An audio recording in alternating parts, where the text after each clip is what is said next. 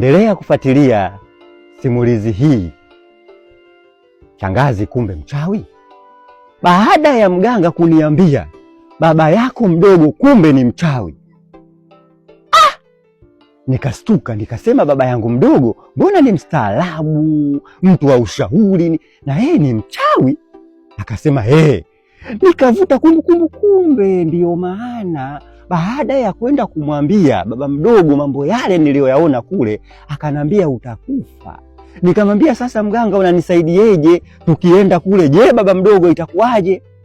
Akasema baba yako mdogo na shangazi yako ndio walioshirikiana kuhakikisha ya kwamba baba yako wanamchukua, wanamweka msukule na watu wengine wajue amekufa, lakini baba yako yuko hai na leo ndio siku ya kumtoa.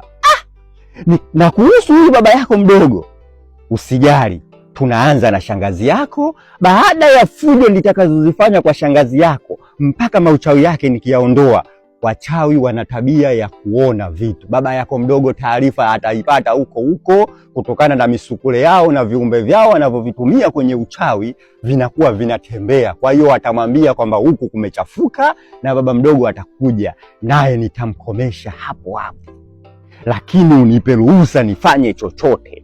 Nikamwambia mimi mchawi jinsi alivyokuwa mbaya, na kuomba mganga ikiwezekana chochote, hata kumuulia mbali, sijali baba mdogo wala shangazi. Midhali walisubutu kutaka kumuondoa baba yangu duniani na watu wote wanajua amekufa, potelea pote, fanya chochote. Akasema kama umenigia ruksa mwenyewe twende.